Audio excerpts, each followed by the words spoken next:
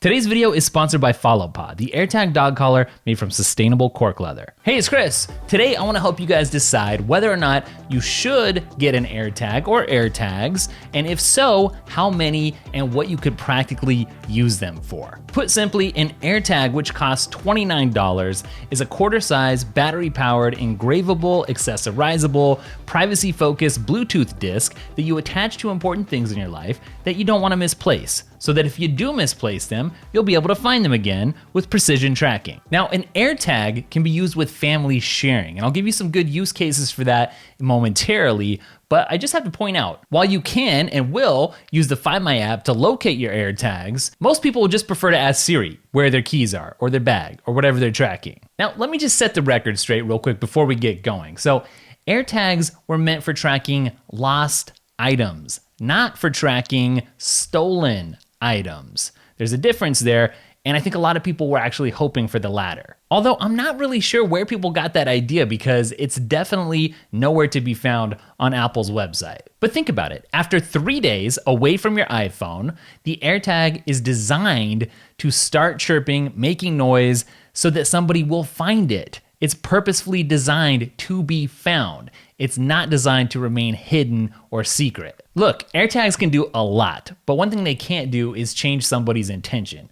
And if somebody is out to steal your property, an AirTag's not gonna do anything to actually stop them. In fact, if anything, having an AirTag on a bag, for instance, might advertise to people that there's valuable stuff inside that might be worth stealing. Okay, so let's do this. I'm gonna give you some thoughts and ideas for uses that would justify buying AirTags, along with the best accessories for each use. And then I'm gonna follow that up with some use cases that really aren't a good fit for AirTags, in which case you might wanna either not make a purchase or head in a different direction. And then at the end, we'll answer a few burning questions. And hey, if you're liking the vibe of this video so far, go ahead and get yourself subscribed so you don't miss my upcoming unboxing, review, and related content. Because my review is gonna be based on more than a couple hours of usage, like all the reviews that hit when the embargo lifted. All right, well, let's get started with reasons to buy, and we're gonna start with keys and dogs. Both are very good use cases for utilizing family sharing. For instance,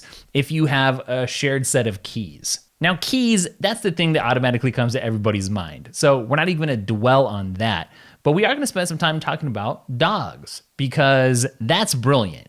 And that makes this the perfect time to talk about today's sponsor, FollowPod. FollowPod lets you track your dog in style since it's an AirTag dog collar made from sustainable cork leather. If you're at all worried about losing your dog, this accessory goes a long way toward putting your mind at ease. I've actually already had my hands on one, and I can attest that FollowPod is high quality and comfy for dogs to wear. And I love that FollowPod lets you see your dog's position on a map without a subscription or any additional costs. FollowPod comes in several different sizes, and you can even buy a matching leash. It's definitely worth checking out in my opinion, and the link to do so is down in the description. Now, I've been doing a lot of research online, been asking people what they think, what they're gonna track, and one of the things that I consistently hear, believe it or not, is water bottles, which makes a lot of sense. People wanna track their water bottle, their family's water bottle, their kid's water bottle, because it's always getting lost. Now, I think the best AirTag accessory for this particular use case or similar use cases is gonna be Moment's curved surface mount, which is specifically designed for mounting on gear that isn't flat. Another use case I've been seeing people floating all over the place is for tracking remotes, as in TV remotes, which is definitely something that gets lost all the time. And you wanna know something that's really funny? That amazing new redesigned Siri remote for Apple TV 4K doesn't have built-in Find My tracking. Which is weird because AirPods do. Seems like it makes sense. But the question is, can you stick an AirTag on this new Siri remote? Well, the Siri remote is 35 millimeters wide. AirTags are 32 millimeters wide, but something like Moment's adhesive mounts are 50 and 60 millimeters wide. So if that's your goal, I'm gonna have to leave it up to you to dream up a way to actually get it to stick. Now, your backpack and your luggage are other obvious AirTag targets. It's another thing I've seen a lot of comments where people are like, I can't wait to put these on my checked bags, not only in case they get lost, which is the obvious reason, but I've seen people saying, wouldn't it be interesting to be able to see how far away your bag is when it's checked from where you're sitting in the airplane? Other things that you might conceivably want to track could include non-Apple headphones, or other non-Apple tech, or maybe your crazy umbrella, or your puffy. Of course, you don't have to stick an AirTag on any of your main Apple gear because it already has Find My baked in. All right, so what are some of the things that aren't a good fit for AirTags? Well,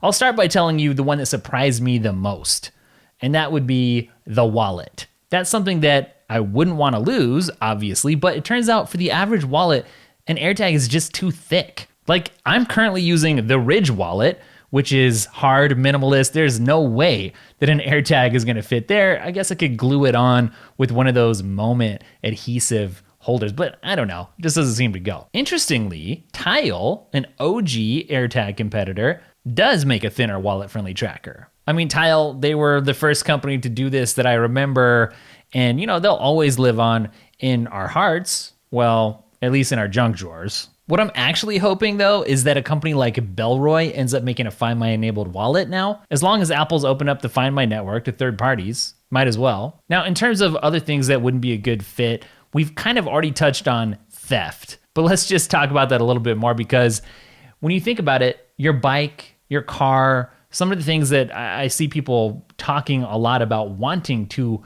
put an AirTag on, those aren't really things that you lose. Who loses their car? Yes, it gets stolen, but that's not the use case. And for something like just forgetting where you parked, you can already use a feature baked into Apple Maps to figure that out. So again, buying an AirTag for theft prevention is just the wrong direction. I've also seen a lot of chatter out there of people talking about wanting to track their kids. And while the intention might be noble, I think you'd actually be better off getting an Apple Watch, maybe the Apple Watch SE, setting up family with that so you can do some tracking that way with GPS. Because an AirTag is really not set up to track people in any way, shape, or form. In fact, Apple's gone out of their way to make that very, very difficult. It's the whole anti-stalker thing, right? Which we can all appreciate. But it's also simultaneously the thing that prevents us from being able to track stolen things. All right, so hopefully you picked up some new knowledge about AirTags in this video. You came away with whether or not there's something worth buying here for you or not. For me, I'm having a hard time thinking of more than 3 things that I would actually put an AirTag on. I guess the 4-pack, which lets you save $20 off of buying 4 individually, is good for family usage. And actually, how much is it really gonna cost? Because an individual AirTag is $29, right?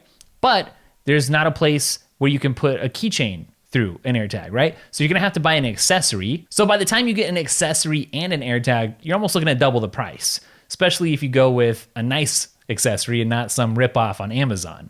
You might be looking at like $60 to put one AirTag into use. So a 4-pack then, well, that's gonna be a lot more expensive. Okay, one question I've been asked a couple of times is, what's to prevent somebody from taking my AirTag and repurposing it as their own?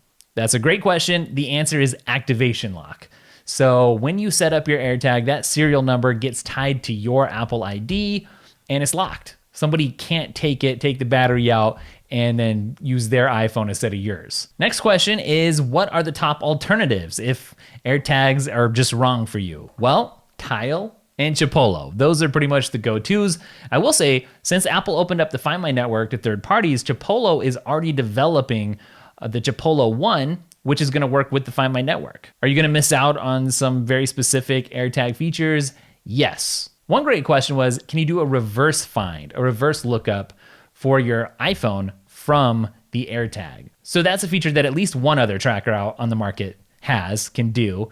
And that is, if you lose your phone, you can hit, a button on your tracker and it will make your phone beep, even if it's on silent, which is cool. But if you have an Apple Watch, you can already find your iPhone that way. As far as I know though, no, there's no way to do that with an AirTag. Last but not least, the burning question about Geo Fencing. People have been saying, can we set up geo fencing with an AirTag so that if my iPhone gets a certain distance away or goes out of range of an AirTag in a specific location, I'll get a notification, which the thinking is would then help prevent losing something in the first place.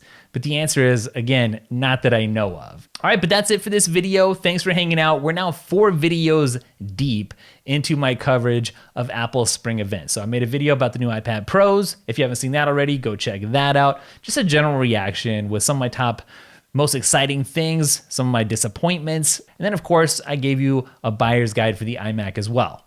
And there's more to come, so get yourself subscribed. Again, I will be doing a review of this that should be very in-depth. If you don't want to miss that, make sure you're subscribed, and I'll catch you in the next one. Later.